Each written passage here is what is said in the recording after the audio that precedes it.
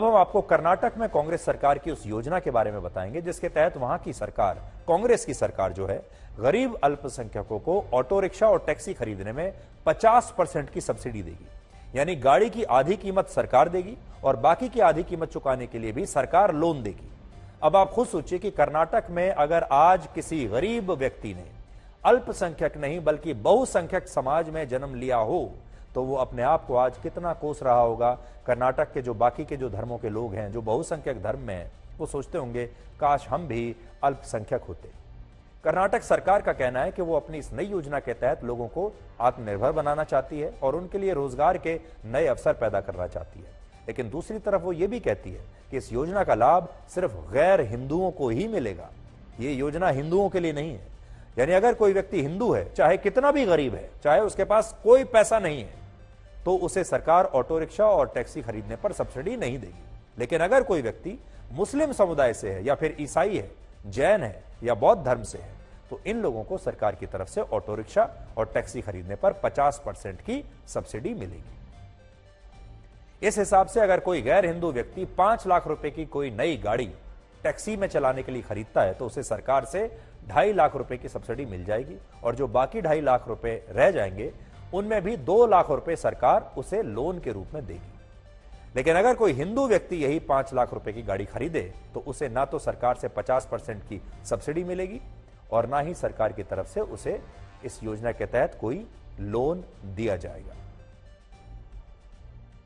कर्नाटक के हिंदुओं को बैंकों में ही लोन के लिए धक्के खाने होंगे और उनके लिए कोई सब्सिडी भी नहीं होगी। लेकिन जो गैर हिंदू हैं उन्हें 8 लाख रुपए तक के ऑटो रिक्शा और गाड़ी खरीदने पर 50% की सब्सिडी और इसके तहत अतिरिक्त सरकारी लोन की सुविधा भी मिलेगी। इसके अलावा कर्नाटक के अल्पसंख्यक वर्ग में भी इस योजना का लाभ सबसे ज्यादा या तो मुसलमानों को मिलेगा या फिर ईसाई धर्म के लोगों को मिलेगा।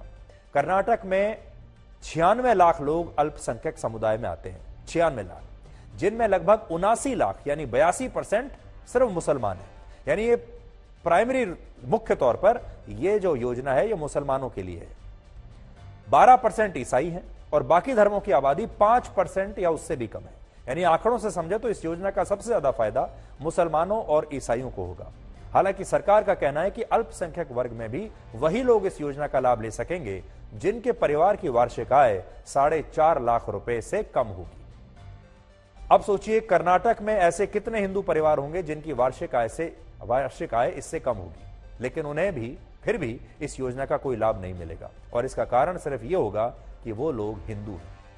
कर्नाटक में जब से कांग्रेस पार्टी की सरकार आई है तब से उस पर तुष्टीकरण की राजनीति के आरोप लग रहे हैं। हाल ही में राज्य सरकार ने कर्नाटक में ईसाई धर्म की एक परिषद को कॉरपोरेशन में बदलने के लिए 100 करोड़ रुपए का ग्रांट देने का ऐलान किया था। इसके अलावा वक्फ बोर्ड की संपत्तियों के संरक्षण और उनके सुधार के लिए कांग्रेस की सरकार ने 20 करोड़ रुपए देने का ऐलान किया है। और यह स्थिति तब है जब भारत के बाकी राज्यों की तरह कर्नाटक में मस्जिदों का नियंत्रण सरकार के पास नहीं है बल्कि वक्फ बोर्ड के पास नियंत्रण है।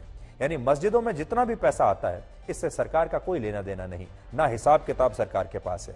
फिर भी सरकार वक्फ बोर्ड को और पैसा दे रही है। दूसरी तरफ मंदिरों का नियंत्रण केंद्र और राज्य सरकारों के पास है और मंदिरों में जो चढ़ावा आता है उसमें सरकार का सीधे तौर पर कंट्रोल होता है। फिर भी सरकार को मंदिरों से जितना पैसा मिलता है उतना वो मंदिरों के वार्षिक बजट के लिए उन्हें नहीं देती।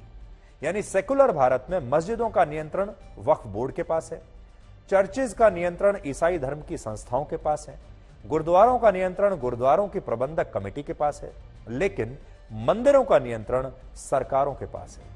और फिर भी यह कहा जाता है कि हमारे देश में अल्पसंख्यकों के अधिकार सुरक्षित नहीं है।